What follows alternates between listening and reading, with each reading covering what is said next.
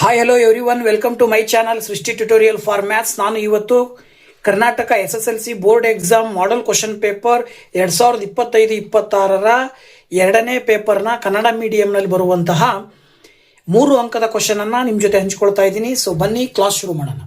So ನೋಡಿ, 3 ಅಂಕದ ಮೊದಲನೇ ಕ್ವಶನ್ ಬಂದ್ಬಿಟ್ಟು ಚಿತ್ರದಲ್ಲಿ AB ಸಮಾಂತರ PQ, AC ಸಮಾಂತರ PR ಆಗುವಂತೆ ಎ ಬಿ ಮತ್ತು ಸಿ ಗಳು ಕ್ರಮವಾಗಿ OP, OQ ಮತ್ತು OR ಗಳ ಮೇಲಿನ ಬಿಂದುಗಳಾದರೆ BC ಸಮಾಂತರ QR ಎಂದು ತೋರಿಸಿ ಅಂತ ಕೊಟ್ಟಿದ್ದಾರೆ ಚಿತ್ರದಲ್ಲಿ. ಸೊ ಇದನ್ನ ನಾವು ಸುಲಭವಾಗಿ ಹೇಳ್ಬೋದು. ಹೇಗಪ್ಪ ಅಂತಕ್ಕಂಥದ್ದನ್ನ ನೋಡೋದಾದ್ರೆ ನೋಡಿ, ತ್ರಿಭುಜ PQR ನಲ್ಲಿ PQಗೆ ಏನು ಸಮಾಂತರವಾಗಿದೆ ಅಂತ ಹೇಳಿದ್ರೆ, ಈಗ ಉದಾಹರಣೆ AB ಅಂತ ತಗೊಂಡ್ರೆ AB ಅಂತಕ್ಕಂಥದ್ದು ಇದು A, ಇದು B ಅಂದ್ರೆ AB ಅನ್ನುವಂಥದ್ದು PQಗೆ ಸಮಾಂತರವಾಗಿದೆ.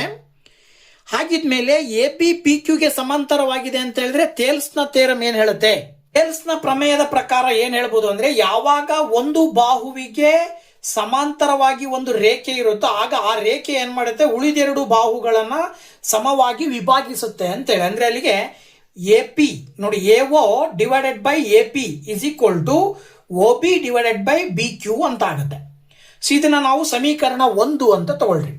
ಇದೇ ರೀತಿ ಈ ಕಡೆ AC ಅನ್ನುವಂತಹದ್ದು PRಗೆ ಏನಾಗಿದೆ, ಸಮಾಂತರವಾಗಿದೆ.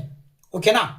ಸೊ AC ಅಂತಕ್ಕಂಥದ್ದು PRಗೆ ಸಮಾಂತರವಾಗಿದೆ ಅಂತ ಹೇಳಿದ್ರೆ ನೀವಿಲ್ಲಿ ಏನ್ ತಗೊಳ್ತೀರಾ, ಇಲ್ಲೂ ಕೂಡ ಥೇಲ್ಸ್ನ ಪ್ರಮೇಯದ ಆಧಾರದ ಮೇಲೆ ಏನ್ ಹೇಳ್ಬೋದು, OA divided by AP is equal to OC divided by CR ಅಂತ ತಗೊಳ್ಬಹುದು.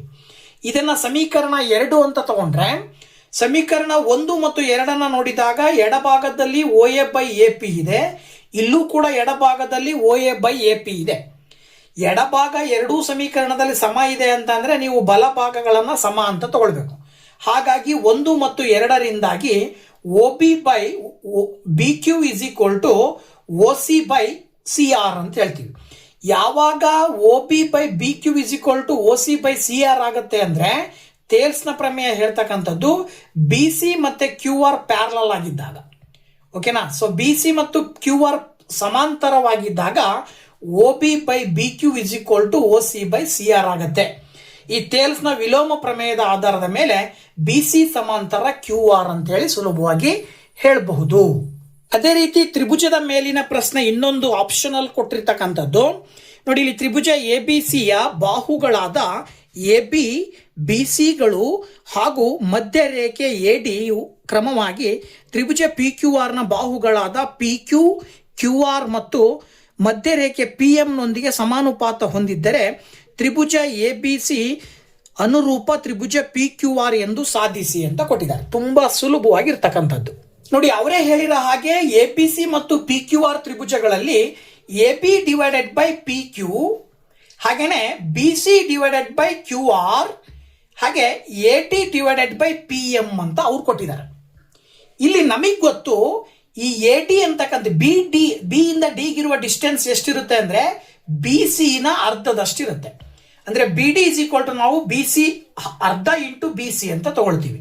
ಅದೇ ರೀತಿ ಇಲ್ಲಿ QM ಅನ್ನೋದು QR ನ ಮಧ್ಯ ಬಿಂದು ಆಗಿರೋದ್ರಿಂದ QM ಅನ್ನೋದು QR ನ ಅರ್ಧ.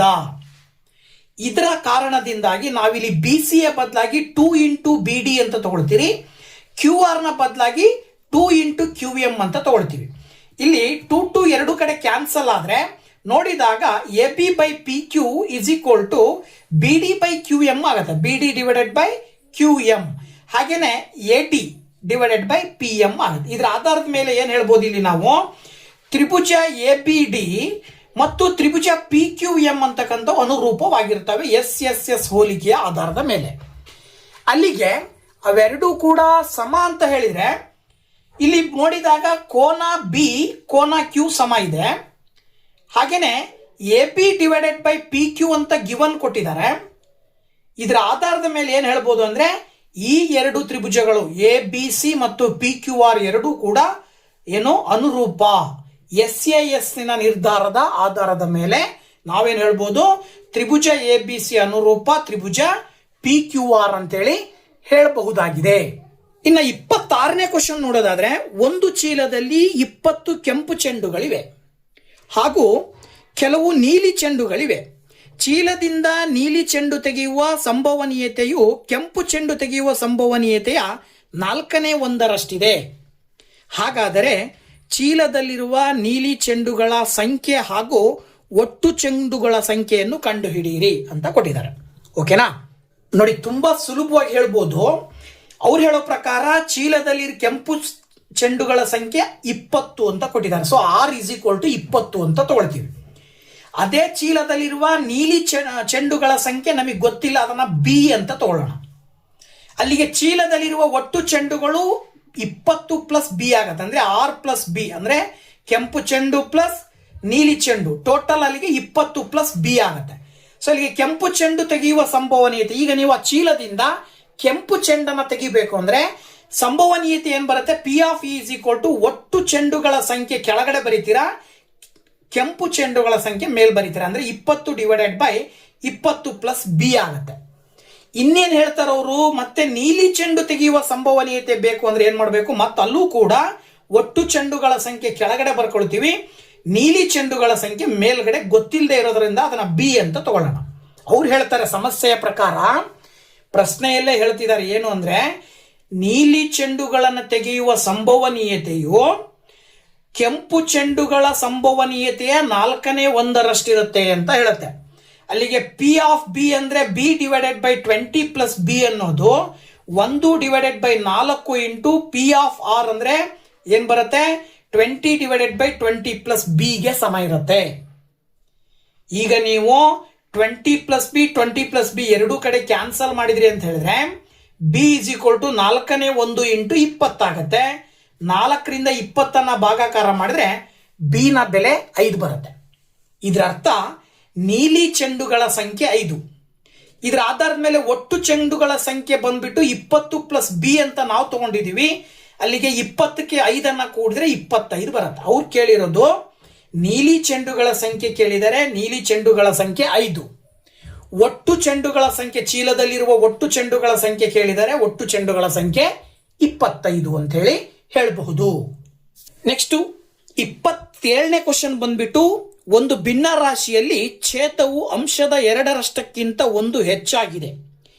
ಈ ಭಿನ್ನ ರಾಶಿ ಮತ್ತು ಇದರ ವ್ಯುತ್ಕ್ರಮಗಳ ಮೊತ್ತ 21 / 10 ಆಗಿದೆ. ಹಾಗಾದರೆ ಆ ಭಿನ್ನ ರಾಶಿಯನ್ನು ಕಂಡುಹಿಡಿಯಿರಿ ಅಂತ ಕೊಟ್ಟಿದ್ದಾರೆ. ಇದರಲ್ಲಿ ಇನ್ನೊಂದು ಆಪ್ಷನಲ್ ಆಗಿ ಕೊಟ್ಟಿದ್ದಾರೆ ಪ್ರಶ್ನೆಯನ್ನ. ಸೊ ಮೊದಲನೇ ಕ್ವಶನ್ ಅನ್ನ ನೋಡೋದಾದ್ರೆ, ನೋಡಿ, ನಾವು X ಅನ್ನ ಅಂಶ ಅಂತ ತಗೊಳ್ಳೋಣ. ಅಲ್ಲಿಗೆ ಛೇದದಲ್ಲಿ ಏನಾಗುತ್ತೆ? ಅವರೇ ಹೇಳಿರುವ ಪ್ರಕಾರ ಅಂಶದ 2ರಷ್ಟಕ್ಕಿಂತ 1 ಸೇರಿಸಿದ್ರೆ ಛೇದ ಬರುತ್ತೆ ಅಂತ ಹೇಳಿ. ಅದ್ರ ಪ್ರಕಾರ 2x + 1 ಛೇದ ಅಂತ ತಗೊಂಡ್ರೆ ಆಗ ಭಿನ್ನ ರಾಶಿ ಏನಾಗತ್ತೆ? x / 2x + 1 ಅಂತ ಹೇಳ್ತೀವಿ ನಾವು. x / 2x + 1 ಅಂತ ಹೇಳ್ತೀವಿ. ಈಗ ಅವರೇ ಏನ್ ಹೇಳ್ತಾ ಇದ್ದಾರೆ ಅಂತ ಹೇಳಿದ್ರೆ, x / 2x + 1 ಅನ್ನುವ ಭಿನ್ನ ರಾಶಿಗೆ ಅದರ ವ್ಯುತ್ಕ್ರಮವನ್ನ ಅಂದ್ರೆ ಛೇದ ಮತ್ತು ಅಂಶಗಳನ್ನ ಅದಲು ಬದಲು ಮಾಡಿ ಕೂಡಿದಾಗ, ಎರಡೂ ಭಿನ್ನ ರಾಶಿಗಳನ್ನ ಕೂಡಿದಾಗ ಮೊತ್ತ 29 / 10 ಬರುತ್ತೆ ಅಂತ ಕೊಟ್ಟಿದ್ದಾರೆ. ಅದ್ರ ಪ್ರಕಾರ ನಾವಿಲ್ಲಿ x / 2x + 1 plus 2x + 1 / x = 29 / 10 ಅಂತ ತಗೊಳ್ತೀವಿ. ಈಗ 2x + 1 ಮತ್ತೆ x ಗೆ ಲಾಸ ತಗೊಂಡ್ರೆ 2x + 1 ಇಂಟು x ಆಗುತ್ತೆ. ಅಂಶದಿಂದ ಛೇದವನ್ನ ಗುಣಿಸಿದ್ರೆ x × x x² ಬರುತ್ತೆ, ಪ್ಲಸ್ 2x + 1 ಇಂಟು 2x + 1 ಮಾಡಿದ್ರೆ 2x + 1 ಹೋಲ್ ಸ್ಕ್ವೇರ್ ಬರುತ್ತೆ, = 29 / 10. ಮೇಲ್ಗಡೆ x² plus a + p whole square formal ಬರೆದ್ರೆ 4x² + 1 + 4x ಆಗುತ್ತೆ, divided by 2x × 1x 2x² plus 1 × x ಮಾಡಿದ್ರೆ x ಬರುತ್ತೆ, 29 / 10. ಓರೆ ಗುಣಾಕಾರ ಮಾಡಿದ್ರೆ 10ರಿಂದ ಇದಿಷ್ಟು ಸಮೀಕರಣವನ್ನು ಗುಣಾಕಾರ ಮಾಡಿದ್ರೆ x² + 4x² ಪ್ಲಸ್ 1 + 4x ಆಗುತ್ತೆ, = 29ರಿಂದ 2x² ಪ್ಲಸ್ x ಅನ್ನ ಗುಣಾಕಾರ ಮಾಡ್ತೀರಾ. 10 × x² 10x², 10 × 4x² 40x², 10 × 1 40x, 10 × 4 40x, 10 × 1 10, = 29 × 2 58x² ಬರುತ್ತೆ, ಪ್ಲಸ್ 29 × x 29x ಬರುತ್ತೆ. ಈಗ 10ಕ್ಕೆ 40 ಸೇರಿಸಿದ್ರೆ 50, 58 ಈ ಕಡೆ ತಗೊಂಡ್ಬಂದ್ರೆ -58, ಪಕ್ಕದಲ್ಲಿ 40x, 29x ಈ ಕಡೆ ತಗೊಂಡ್ಬಂದ್ರೆ -29x plus 10 is equal to 0. 50ರಲ್ಲಿ 58 ಕಳೆದ್ರೆ -8x² ಬರುತ್ತೆ. 40ರಲ್ಲಿ 29 ಕಳೆದ್ರೆ 11 ಬರುತ್ತೆ. Plus 10 is equal to 0. ಇದಿಷ್ಟನ್ನ ನೀವು ಮೈನಸ್ ಇಂದ ಗುಣಾಕಾರ ಮಾಡಿದ್ರೆ -8x² ಇದ್ದಿದ್ದು +8x² ಆಗುತ್ತೆ. +11x ಇದ್ದಿದ್ದು ಪ್ಲಸ್ ಇಂಟು ಮೈನಸ್ -11x ಆಗುತ್ತೆ. +10 ಇಂಟು 1 ಮೈನಸ್ ಮಾಡಿದ್ರೆ -10 ಈಸ್ ಈಕ್ವಲ್ ಟು 0 ಅಂತ ತಗೊಳ್ತೀರಾ. ಈಗ ಇದನ್ನ ಅಪವರ್ತನ ವಿಧಾನದ ಮೂಲಕ x ನ ಬೆಲೆಯನ್ನ ಕಂಡುಹಿಡಿತೀರಾ.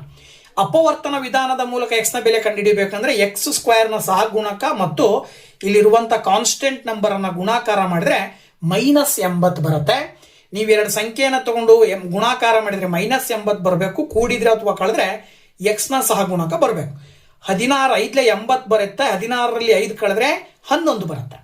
ಇದರ ಆಧಾರದ ಮೇಲೆ 11x ಅನ್ನ -16x ಪ್ಲಸ್ 5x ಅಂತ ಬರ್ಕೊಳ್ತೀರಾ. ಮೊದಲಿಗೆ 3 ಪದಗಳಿದ್ವು, ಈಗ 4 ಪದಗಳಾದವು. ಆ 4 ಪದಗಳನ್ನ ಒಂದೊಂದು ಗುಂಪು ಮಾಡಿದಾಗ ಇವೆರಡು ಪದಗಳಲ್ಲಿ 8x ಕಾಮನ್ ಆಗಿ ತೆಗೆದ್ರೆ ನಿಮಗೆ ಇಲ್ಲಿ x -2 ಉಳ್ಕೊಳ್ಳುತ್ತೆ. ಹಾಗೇನೆ ಇವೆರಡರಲ್ಲೂ 5 ಕಾಮನ್ ತೆಗೆದ್ರೆ x -2 ಉಳ್ಕೊಳ್ಳುತ್ತೆ.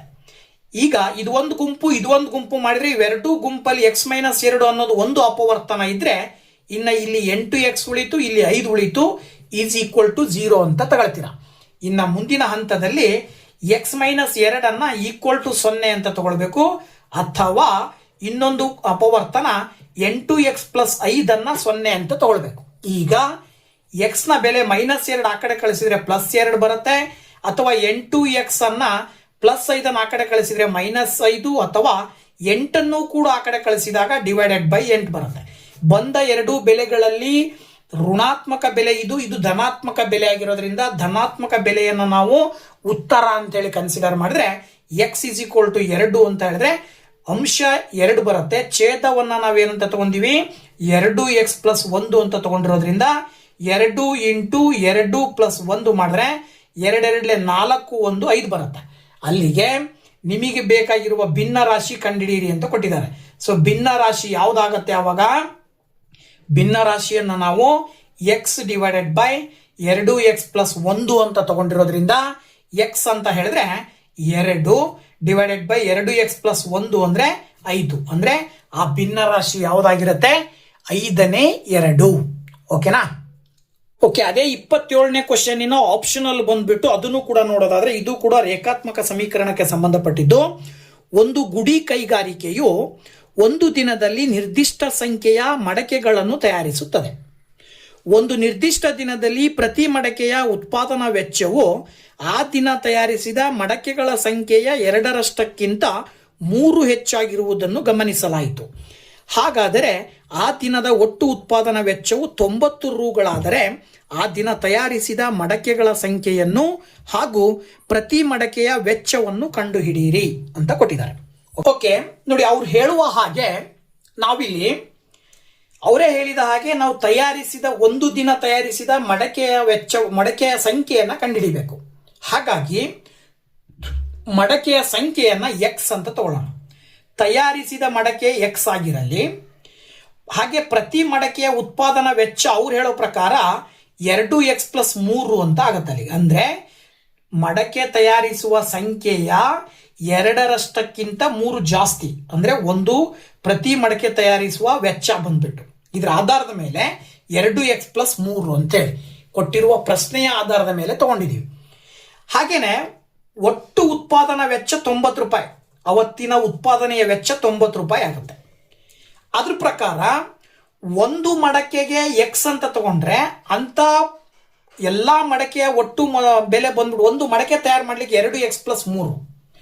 2x + 3 ಇಂಟು ಆ ದಿನದ ತಯಾರಿಸಿದ ಒಟ್ಟು ಮಡಕೆಯ ಸಂಖ್ಯೆಯನ್ನು ಗುಣಿಸಿದ್ರೆ ಉತ್ಪಾದನಾ ವೆಚ್ಚ ಬರುತ್ತೆ. ಅವತ್ತಿನ ಉತ್ಪಾದನಾ ವೆಚ್ಚ 90 ರೂಪಾಯಿ ಬರುತ್ತೆ. ಅಲ್ಲಿಗೆ x × 2x ಮಾಡಿದ್ರೆ 2x² + 3 × x -90 = 0. ಇಲ್ಲೂ ಕೂಡ ಅಪವರ್ತನ ವಿಧಾನ ಮಾಡಿದ್ರೆ 2 ಮತ್ತು -90 ಗುಣಾಕಾರ ಮಾಡಿದ್ರೆ 180 ಬರುತ್ತೆ. ಎರಡು ಸಂಖ್ಯೆಯನ್ನು ತಗೊಂಡು ಗುಣಾಕಾರ ಮಾಡಿದ್ರೆ -180 ಬರಬೇಕು ಅಂದರೆ 15 × 12 ಮಾಡ್ತೀವಿ. 15ರಲ್ಲಿ 12 ಕಳೆದ್ರೆ 3 ಬರುತ್ತೆ. ಅಲ್ಲಿಗೆ 3x ಅನ್ನ +15x -12x ಅಂತ ಬರ್ಕೊಳ್ತೀವಿ. 4 ಪದಗಳಲ್ಲಿ ಎರಡೆರಡು ಪದಗಳ ಗುಂಪು ಮಾಡಿ ಇವೆರಡರಲ್ಲೂ x ಕಾಮನ್ ತೆಗೆದ್ರಿ ಅಂದ್ರೆ ಇಲ್ಲಿ ಏನು ಉಳಿತದೆ? x ಕಾಮನ್ ತೆಗೆದ್ರಿ ಅಂದ್ರೆ 2x + 15 ಉಳಿತದೆ. ಇವೆರಡರಲ್ಲೂ -12 ಕಾಮನ್ ತೆಗೆದ್ರೆ ಅಥವಾ ಇಲ್ಲಿ 2x ಉಳಿಬೇಕಂದ್ರೆ -6 ಕಾಮನ್ ತೆಗೆದ್ರೆ ನಿಮಗೆ ಇಲ್ಲಿ 2x + 15 ಉಳಿತದೆ. That is equal to 0. ಈಗ 2x + 15 ಅನ್ನೋದು ಒಂದು ಅಪವರ್ತನ. ಇನ್ನು ಇದಿಷ್ಟರಲ್ಲಿ ಉಳಿದಿದ್ದು x, ಇದಿಷ್ಟರಲ್ಲಿ ಉಳಿದಿದ್ದು -6. ಈಗ 2x + 15 = 0 ಅಥವಾ x - 6 = 0 ಅಂತ ತಗೊಳ್ತೀರಾ. ಈಗ ನೋಡಿ, ಇಲ್ಲಿ ಡೈರೆಕ್ಟ್ ಆಗಿ x = +15 ಆ ಕಡೆ ಹೋದ್ರೆ -15, 2ನ್ನ ಈ ಕಡೆ ತಗೊಂಬಂದ್ರೆ /2 ಬಂತು. ಅಥವಾ -6 ಆ ಕಡೆ ಹೋದ್ರೆ +6 ಬಂತು. ಈಗ ನಮಗೆ ಡೈರೆಕ್ಟ್ ಆಗಿ x ನ ಬೆಲೆ ಸಿಕ್ಕಿದೆ ಅಂದ್ರೆ ಆ ದಿನ ತಯಾರಿಸಿದ ಮಡಕೆಗಳ ಒಟ್ಟು ಸಂಖ್ಯೆ 6 ಅಂತ ಬರುತ್ತೆ. ಇನ್ನ ಪ್ರತಿ ಮಡಕೆಯ ವೆಚ್ಚ ಬಂದ್ಬಿಟ್ಟು 2x + 3 ಅಂತ ತಗೊಂಡಿದೀವಿ. ಬೆಲೆಯನ್ನ ಸಬ್ಸ್ಟಿಟ್ಯೂಟ್ ಮಾಡಿದ್ವಿ ಅಂತ ಹೇಳಿದ್ರೆ 2 × 6 + 3 ಮಾಡಿದ್ರೆ 2 6 12 3 15 ರೂಗಳು ಅಂತ ಆಗತ್ತೆ. ಅವತ್ತು ತಯಾರಿಕೆ ಮಾಡಿದ ಒಟ್ಟು ಮಡಕೆಗಳ ಸಂಖ್ಯೆ 6, ಪ್ರತಿ ಮಡಕೆಯನ್ನು ತಯಾರಿಸಲು ತಗಲುವ ವೆಚ್ಚ 15 ಅಂತ ಅರ್ಥ. ಓಕೆನಾ? ಇನ್ನು 28ನೇ ಕ್ವಶನ್ ನೋಡೋದಾದ್ರೆ, ಕೊಟ್ಟಿರುವ ಚಿತ್ರದಲ್ಲಿ O ಕೇಂದ್ರವಿರುವ ವೃತ್ತದ ತ್ರಿಜ್ಯ 21 ಸೆಂಟಿಮೀಟರ್ ಆಗಿದೆ. APB ಕಂಸದ ಉದ್ದವು 22 ಸೆಂಟಿಮೀಟರ್ ಆಗಿದೆ. APB ವೃತ್ತಖಂಡದ ವಿಸ್ತೀರ್ಣವನ್ನು ಕಂಡುಹಿಡಿಯಿರಿ. ಈ ವೃತ್ತಖಂಡದ ವಿಸ್ತೀರ್ಣ ಕಂಡುಹಿಡಿಬೇಕು, ಈ ಭಾಗದ ವಿಸ್ತೀರ್ಣ. ಸೊ ತುಂಬಾ ಸುಲಭ. ಈ ಭಾಗದ ವಿಸ್ತೀರ್ಣ ಬೇಕು ಅಂದ್ರೆ ಇದಿಷ್ಟರ ವಿಸ್ತೀರ್ಣದಲ್ಲಿ ತ್ರಿಭುಜದ ವಿಸ್ತೀರ್ಣವನ್ನು ಕಳಿಬೇಕು. ಓಕೆನಾ? ನೋಡಿ, ಅವರು ಕಂಸದ ಉದ್ದ ಕೊಟ್ಟಿದ್ದಾರೆ. ಕೊಟ್ಟಿರುವ ಕಂಸದ ಉದ್ದವನ್ನ ಬಳಸ್ಕೊಂಡು ಥೀಟಾದ ಬೆಲೆ ಕಂಡುಹಿಡಿಬೇಕು, ಕೋನವನ್ನ ಕಂಡುಹಿಡ್ಕೊಳ್ಬೇಕು. ನೋಡಿ, ಇಲ್ಲಿ ಕಂಸದ ಉದ್ದ =θ/360 × 2πr ಅಂತ ಕರಿತೀವಿ. ಕಂಸದ ಉದ್ದ ಕೊಟ್ಟಿದ್ದಾರೆ 22 =θ/360 × 2 × 22 ಪೈನ ಬೆಲೆ. r ಅಂತ ಹೇಳಿದ್ರೆ ತ್ರಿಜ್ಯ ಕೊಟ್ಟಿದ್ದಾರೆ 21. ಇದನ್ನ ಸುಲಭೀಕರಿಸಿದಾಗ θ/360 × 132 ಬರುತ್ತೆ. ನೋಡಿ, 7 3 21, 3 × 2 ಮಾಡಿದ್ರೆ 6 ಬರುತ್ತೆ. 6 × 22 ಮಾಡಿದ್ರೆ 132 ಬರುತ್ತೆ. ಇಲ್ಲಿ θ1 ಇಟ್ಕೊಂಡು 132 ಆ ಕಡೆ ಕಳಿಸಿದ್ರೆ /132, ಇಲ್ಲಿರುವ /360 ಈ ಕಡೆ ಬಂದ್ರೆ × 360. ಈಗ ನೀವು 22ರಿಂದ 132 ಹೊಡೆದ್ರೆ ನಿಮಗೆ 6 ಬರುತ್ತೆ. ಹಾಗೆ 6ರಿಂದ 360 ಹೊಡೆದ್ರೆ ಥೀಟಾದ ಬೆಲೆ 60 ಡಿಗ್ರಿ ಬರುತ್ತೆ. ಈ ಥೀಟಾದ ಬೆಲೆಯನ್ನ ಬಳಸ್ಕೊಂಡು ವೃತ್ತಖಂಡ APBಯ ವಿಸ್ತೀರ್ಣ ಕಂಡುಹಿಡಿಬೇಕು. ನಾನು ಆಗ್ಲೇ ಹೇಳಿದ ಹಾಗೆ APBಯ ವಿಸ್ತೀರ್ಣ ಯಾವಾಗ ಸಿಗುತ್ತಪ್ಪ ನಿಮಗೆ ಅಂದ್ರೆ ಸೆಕ್ಟರ್ನ ವಿಸ್ತೀರ್ಣದಲ್ಲಿ ತ್ರಿಭುಜ AOBನ ವಿಸ್ತೀರ್ಣವನ್ನ ಕಳಿಬೇಕು. ಅಲ್ಲಿ ನೋಡಿದಾಗ ನೋಡಿ, ಇಲ್ಲಿ ಇದು ಸೆಕ್ಟರ್ನ ವಿಸ್ತೀರ್ಣವನ್ನು ಕಂಡುಹಿಡಿಬೇಕು. ತ್ರಿಭುಜದ ವಿಸ್ತೀರ್ಣ ಕಳಿಬೇಕು ಅಂದ್ರೆ ಅವರೇ ಕೊಟ್ಟಿರುವ ಹಾಗೆ ಕೋನ 60 ಡಿಗ್ರಿ ಇದೆ. ಮತ್ತೆ ಇಲ್ಲಿ ಇನ್ನೊಂದು ಏನಪ್ಪಾ ಅಂತ ಹೇಳಿದ್ರೆ ಇದು O, ಇದು A, ಇದು B. OA ತ್ರಿಜ್ಯ 21, OB ನ ತ್ರಿಜ್ಯನು 21 ಅಂದ್ರೆ ಇದರ ಅರ್ಥ ಈ ಎರಡು ಕೋನಗಳು ಸಮ ಇರ್ತವೆ. 60 ಹೋದ್ರೆ 180ರಲ್ಲಿ ಇನ್ನು 120ನ ಸಮಭಾಗವಾಗಿ ಡಿವೈಡ್ ಮಾಡಿದ್ರೆ ಇದು ಕೂಡ 60 ಬರುತ್ತೆ. ಇದರ ಅರ್ಥ ಏನು? ಈ ತ್ರಿಭುಜ ಸಮಬಾಹು ತ್ರಿಭುಜ. ಸೊ ಸಮಬಾಹು ತ್ರಿಭುಜದ ವಿಸ್ತೀರ್ಣ ಕಂಡುಹಿಡಿಯುವ ಸೂತ್ರ √3 / 4 × a² ಅಂತ. ಸೆಕ್ಟರ್ನ ವಿಸ್ತೀರ್ಣ ಕಂಡುಹಿಡಿಯುವ ಸೂತ್ರ θ/360 × πr². ಎಲ್ಲಾ ಬೆಲೆಗಳನ್ನ ಹಾಕಿದಾಗ 60 ಕೋನ ಬಂದ್ಬಿಟ್ಟು 60 / 360 × 22/7 × r² ಅಂದ್ರೆ 2 ಸರಿ ಬರ್ಕೊಳ್ತೀವಿ 21 ಮೈನಸ್ √3 / 4 × a² ಅಂದ್ರೆ ಪ್ರತಿ ಬಾಹುವಿನ ಉದ್ದ 21. ಈಗ 60ರಿಂದ ಭಾಗಾಕಾರ ಮಾಡಿದ್ರೆ 6 6 36 ಬರುತ್ತೆ. 7 3 21 ಬರುತ್ತೆ. ಓಕೆನಾ? 3 2 6 ಬರುತ್ತೆ. ಓಕೆ, 3 2 6 ಬರುತ್ತೆ. 2 11 22 ಬರುತ್ತೆ. ಸೊ 11 × 21 ಗುಣಾಕಾರ ಮಾಡಿದ್ರೆ 231 ಬರುತ್ತೆ. ಮೈನಸ್ ಇಲ್ಲಿ 21 × 21 ಮಾಡಿದ್ರೆ 441 √3 / 4. ಅಲ್ಲಿಗೆ 1 ಮತ್ತು 4ಕ್ಕೆ ಲಾಸ ತಗೊಂಡ್ರೆ 4 ಬರುತ್ತೆ. ಮೇಲ್ಗಡೆ 231 ಇಂಟು 4 ಮಾಡಿದರೆ 924 ಮೈನಸ್ 441 √3 ಸ್ಕ್ವೇರ್ ಸೆಂಟಿಮೀಟರ್ ಅಂತ ಕರಿತೀವಿ, ಚದುರ ಸೆಂಟಿಮೀಟರ್. ಇಲ್ಲಿ ರೂಟ್ ಇರೋದ್ರಿಂದ ಇನ್ನೂ ಸುಲಭೀಕರಿಸ್ತಕ್ಕಂಥದ್ದು ಕಷ್ಟ ಸಾಧ್ಯ ಆಗಿರೋದ್ರಿಂದ ಇದು ಉತ್ತರ ಆಗಿರುತ್ತೆ. ಎಷ್ಟು? 924 ಮೈನಸ್ 441 √3 ಡಿವೈಡೆಡ್ ಬೈ 4 ಅಥವಾ √3ಕ್ಕೆ ಬೆಲೆಯನ್ನ ಹಾಕಿ ಕೂಡ ಲೆಕ್ಕ ಮಾಡಬಹುದು. ಸದ್ಯಕ್ಕೆ ಇಷ್ಟು ಬರೆದ್ರೂ ಕೂಡ ನಾವು ಆನ್ಸರ್ ಅಂತ ತಿಳ್ಕೊಬಹುದು. ಹಾಗಾಗಿ ವೃತ್ತಖಂಡ APBಯ ವಿಸ್ತೀರ್ಣ ಇದಾಗಿರುತ್ತೆ. ಓಕೆನಾ? ಸೊ ಈ ಒಂದು ವಿಡಿಯೋದಲ್ಲಿ 3 ಅಂಕದ ಮೊದಲ 3 ಪ್ರಶ್ನೆಗಳನ್ನ ನಿಮ್ ಜೊತೆ ಹಂಚ್ಕೊಂಡಿದ್ದೀನಿ. ಮುಂದಿನ ನೆಕ್ಸ್ಟ್ 3 ಅಂಕದ ಪ್ರಶ್ನೆಗಳನ್ನ ನೆಕ್ಸ್ಟ್ ವಿಡಿಯೋದಲ್ಲಿ ನಿಮ್ ಜೊತೆ ಹಂಚ್ಕೊಳ್ತೀನಿ ಅಂತ ಹೇಳ್ತಾ thank you very much. Bye bye.